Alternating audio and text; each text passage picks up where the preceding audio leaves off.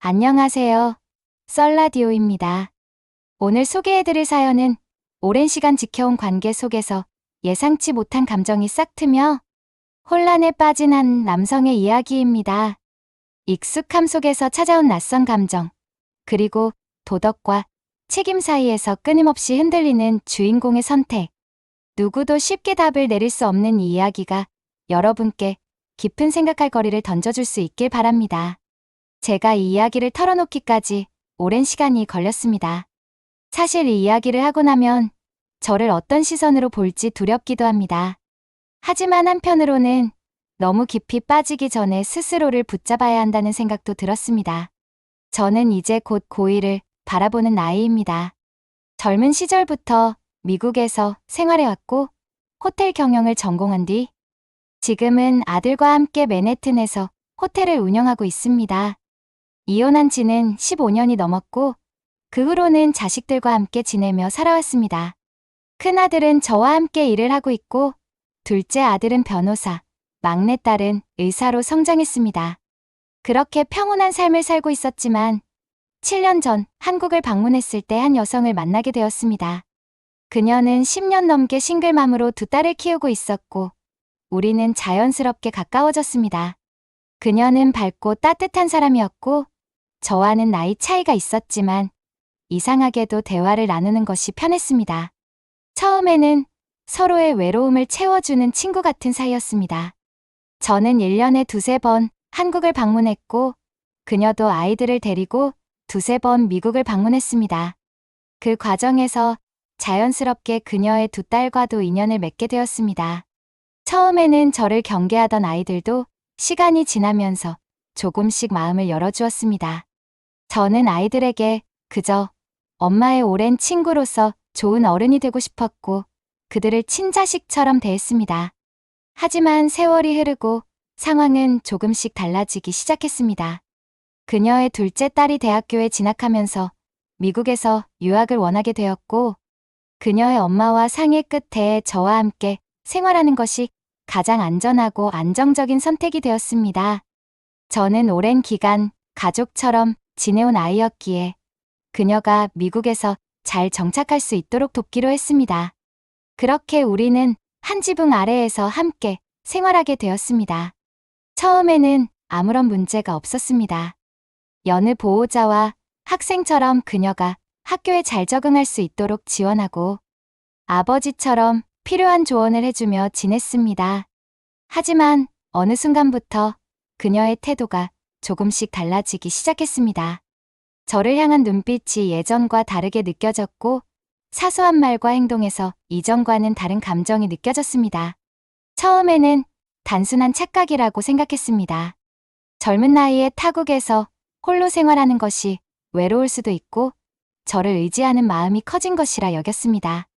하지만 시간이 지날수록 그녀는 더욱 가까이 다가왔습니다.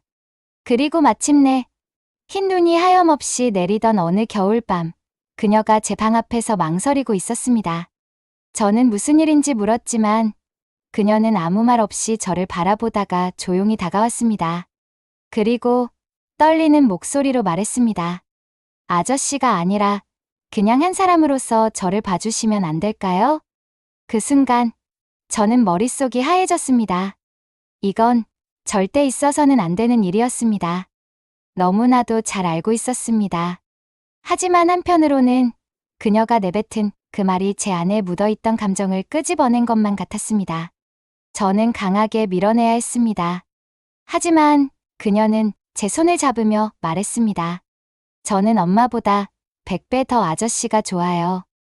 엄마는 그냥 저를 낳아줬을 뿐이지만 저한테 진짜 가족 같은 사람은 아저씨예요. 그러니까 그냥 저랑 살아요. 그 말에 저는 말문이 막혔습니다. 그날 이후 저는 혼란스러웠습니다. 그녀는 더 이상 저를 보호자로 대하지 않았습니다. 그녀가 내뱉는 말과 행동은 점점 더 선을 넘고 있었고 저는 그것을 바로잡아야만 했습니다. 하지만 그녀는 단호했습니다. 오히려 그녀의 엄마가 미국을 방문할 때마다 그녀는 엄마를 불편해했습니다. 엄마를 엄마로 생각하는 것이 아니라 저를 두고 경쟁하는 사람처럼 대했습니다. 저는 더 이상 이 관계를 계속할 수 없었습니다. 이 관계는 도덕적으로, 윤리적으로 절대 용납될 수 없는 것이었습니다. 저는 그녀와 거리를 두기로 했습니다. 하지만 그녀는 저를 쉽게 놓아주지 않았습니다. 그럼 내가 떠나야 할 이유를 만들어주세요. 그냥 보내지 말고 저를 미워하게 해주세요. 그래야 포기할 수 있을 것 같아요. 그녀의 말에 저는 더욱 혼란스러워졌습니다. 저는 어떻게 해야 할까요? 어떻게 해야 그녀가 상처받지 않고 이 관계를 끝낼 수 있을까요? 그날 이후 저는 그녀와의 거리를 두려 했습니다. 아무 일도 없던 것처럼 행동하며 가능하면 단둘이 있는 시간을 줄이려 노력했습니다. 하지만 그녀는 쉽게 물러서지 않았습니다. 마치 제 마음을 꿰뚫어 보기라도 하는 듯 자연스럽게 제 옆을 맴돌았고 일부러 스킨십을 시도하거나 저를 곤란하게 만들려는 행동을 했습니다. 도망치는 거예요? 저한테서? 그녀가 어느 날 밤 다가와 조용히 물었습니다. 그녀의 눈빛에는 실망과 섭섭함, 그리고 포기하지 않겠다는 강한 의지가 담겨 있었습니다. 저는 애써 차분한 목소리로 말했습니다. 너도 알잖아. 이건 맞는 일이 아니야. 우리가 가족처럼 지내온 시간들을 생각하면 가족? 그녀가 피식 웃으며 고개를 저었습니다. 그렇게 생각했던 적 없어요. 저한테 아저씨는 그냥 보호자가 아니라 진짜로 소중한 사람이었어요. 가족이라는 말로 저를 밀어내지 말아주세요. 저는 한숨을 쉬었습니다. 감정을 다스려야 했습니다. 그녀가 오해를 품지 않도록, 그리고 상처받지 않도록 해야 했습니다. 넌 아직 젊어. 넌 내가 원하는 미래를 가질 수 있어. 지금 이 감정은 진짜예요. 제 감정까지 무시하지 마세요. 그녀가 제 말을 끊고 단호하게 말했습니다. 그냥 제가 떠날 때까지 기다리려는 거죠? 저한테 싫은 소리 못하고 미워하지도 못하면서 그냥 자연스럽게 잊혀지길 바라는 거죠? 그녀는 날카롭게 저를 바라보며 덧붙였습니다. 그러면 제가 떠날 수 있도록 도와주세요. 저를 미워할 수 있도록 만들어주세요. 그 말이 저를 더욱 혼란스럽게 만들었습니다. 어떻게 해야 그녀가 상처받지 않고 떠날 수 있을까? 저는 그녀에게 조금씩 거리를 두기 시작했습니다. 가능하면 집에서 마주치는 시간을 줄였고 식사도 일부러 따로 했습니다. 그리고 그녀가 졸업하면 독립할 수 있도록 재정적인 지원도 준비했습니다. 하지만 그녀는 그럴수록 더욱 가까이 다가오려 했습니다. 그러던 어느 날 한국에 있는 그녀의 어머니가 미국을 방문했습니다. 그녀는 딸을 보기 위해 왔지만 분위기는 전혀 어머니와 딸의 재회처럼 보이지 않았습니다. 그녀는 딸을 안아주었지만 그녀의 딸은 마지못해 인사를 건넸을 뿐 냉랭한 태도를 보였습니다. 엄마, 오랜만이에요. 그래, 잘 지냈어? 미국 생활은 어때? 그냥, 그래요. 그녀는 짧게 대답하고는 저를 힐끗 쳐다보았습니다. 그리고는 다시 어머니를 보며 말했습니다. 언제까지 계실 거예요? 그녀의 말투에는 어머니가 빨리 돌아가길 바라는 듯한 뉘앙스가 담겨 있었습니다. 그녀의 어머니도 그걸 느낀 듯 했습니다. 일주일 정도 있을까 해. 너랑 이야기할 것도 많고 굳이 그렇게까지 안 하셔도 돼요. 전 여기서 잘 지내고 있으니까요. 그 순간 그녀의 어머니가 저를 바라보았습니다. 저는 애써 자연스럽게 웃으며 말했습니다. 아이가 혼자 있는 게 걱정되셨을 텐데 그래도 적응을 잘하고 있어서 다행입니다. 그녀의 어머니는 잠시 저를 바라보다가 조용히 한숨을 쉬었습니다. 그리고 아무 말 없이 고개를 끄덕였습니다. 그녀는 어머니와 있는 시간을 피하려 했습니다. 제가 곁에 있을 때는 자연스럽게 웃으며 행동했지만 어머니와 단둘이 있을 때는 표정이 굳어 있었습니다. 저는 이 상황이 점점 더 위험해지고 있다고 느꼈습니다. 어머니가 떠나고 나면 그녀는 다시 나에게 가까이 다가오려 할 것이고 저는 그때 더 단호해져야만 했습니다. 그녀가 원하는 것은 분명했습니다. 아저씨가 아니라 그냥 한 사람으로서 저를 봐주세요. 저는 이 말을 기억하고 있었습니다. 그녀는 단순히 보호자로서의 저를 원하는 것이 아니었습니다. 그리고 저는 이 관계를 바로잡아야 했습니다. 저는 결정을 내려야만 했습니다. 그녀에게 직접적으로 이야기해야 했고, 더 이상은 모호하게 굴지 말아야 했습니다. 그녀가 상처받더라도, 어쩌면 저를 원망하더라도, 더 늦기 전에 끝을 내야 했습니다. 그날 밤, 저는 깊은 고민에 빠져 있었습니다. 그녀의 어머니가 떠나고 나면 우리는 다시 단둘이 남게 됩니다. 그리고 그녀는 다시 저에게 가까워지려 할 것이고, 저는 더 이상 모호하게 행동할 수 없다는 걸 알고 있었습니다. 시간이 지날수록 저는 그녀를 상처 없이 떠나보내는 것이 불가능하다는 사실을 깨닫고 있었습니다. 그녀의 어머니가 떠나기 전날 밤, 저는 그녀와 단둘이 있는 시간을 피하기 위해 일부러 늦게까지 호텔에 머물렀습니다. 하지만 집으로 돌아왔을 때 그녀는 거실에서 저를 기다리고 있었습니다. 그녀는 조용히 소파에 앉아 있었고 손에 와인잔을 들고 있었습니다. 일부러 늦게 들어오신 거예요? 그녀의 목소리는 담담했지만 속에 감춰진 감정이 느껴졌습니다. 저는 애써 자연스럽게 대답했습니다. 그냥 일이 좀 길어졌어. 너희 어머니랑 잘 보냈어? 네, 뭐. 근데 아저씨는요? 엄마랑 마주칠까 봐 피한 거 아니에요? 저는 순간 말을 잃었습니다. 그녀는 이미 모든 걸 알고 있다는 듯 저를 바라보고 있었습니다. 솔직하게 말해주세요. 저랑 거리를 두고 싶어서 그러는 거잖아요. 저는 한숨을 내쉬었습니다. 이쯤 되면 더 이상 회피할 수 없었습니다. 저는 그녀를 똑바로 바라보며 조용히 말했습니다. 맞아. 거리를 두고 싶어. 우리가 너무 가까워지는 건 옳지 않은 일이니까.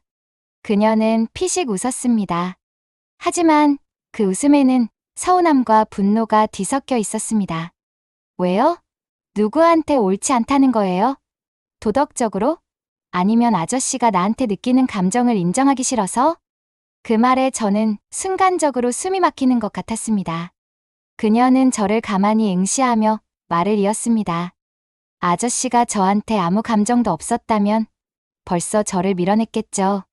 근데 그러지 못했잖아요. 저를 피하려고만 했지. 한 번도 단호하게 거절한 적 없었어요. 그게 무슨 뜻인지 아세요? 그녀의 말은 너무나도 날카로웠고 저는 그 어떤 변명도 할 수 없었습니다. 하지만 저는 더 이상 흔들려서는 안 된다고 스스로를 다잡았습니다. 너한테 상처 주고 싶지 않아. 하지만 우리는 절대 그렇게 될 수 없어. 난 내가 진심으로 행복해지길 바라. 그런데 이 관계는 너에게도 나에게도 결국 후회만 남길 거야. 그녀는 조용히 저를 바라보다가 와인잔을 내려놓았습니다. 그리고 천천히 일어나 제 앞에 섰습니다. 그러면 저를 미워해 주세요. 저를 싫어하게 만들어 주세요. 그래야 저도 아저씨를 포기할 수 있어요.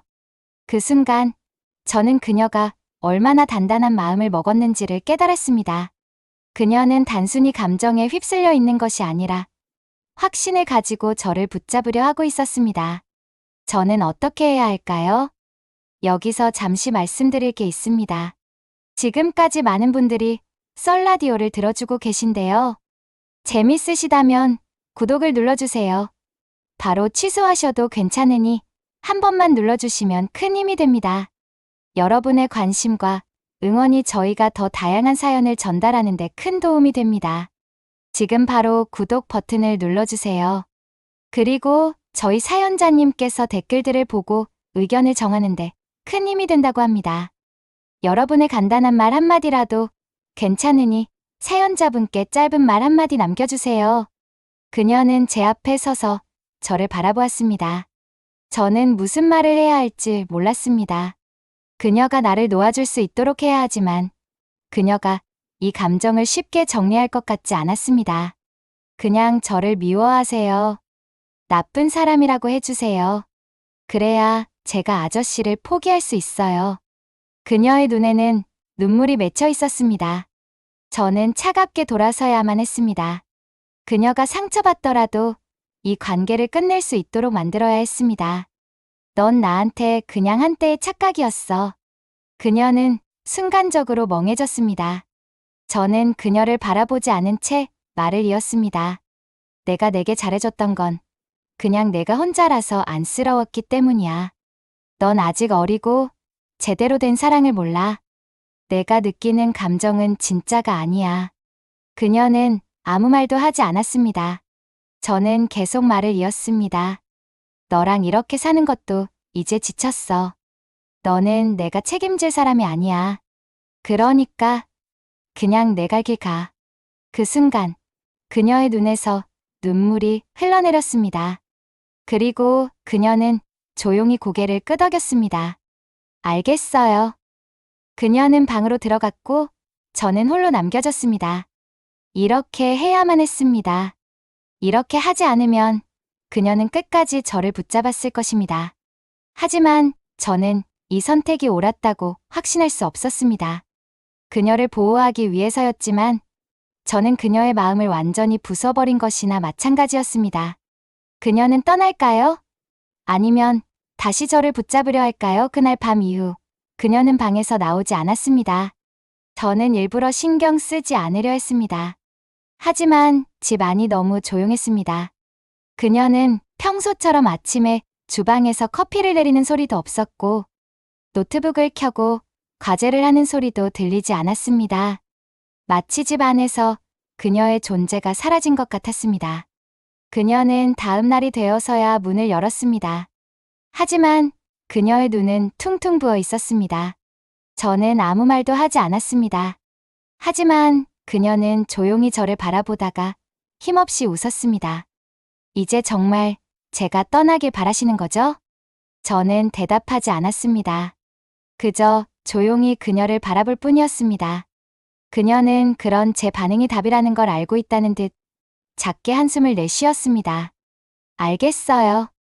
그녀는 방으로 들어갔고 저는 아무것도 할 수 없었습니다. 그리고 며칠 뒤 그녀는 집을 떠났습니다. 공항까지 배웅해주겠다고 했지만 그녀는 필요 없다고 했습니다. 그녀는 혼자 떠나고 싶다고 했습니다. 저는 그녀가 택시를 타고 떠나는 모습을 그저 지켜볼 수밖에 없었습니다. 그녀가 떠난 후 저는 이상할 정도로 공허한 기분이 들었습니다. 이게 올바른 선택이라는 걸 알고 있었습니다. 그녀를 위해서, 그리고 저 자신을 위해서도. 하지만 그럼에도 불구하고 마음 한구석에서는 무언가가 빠져나간 것처럼 허전했습니다. 몇 달이 흘렀습니다.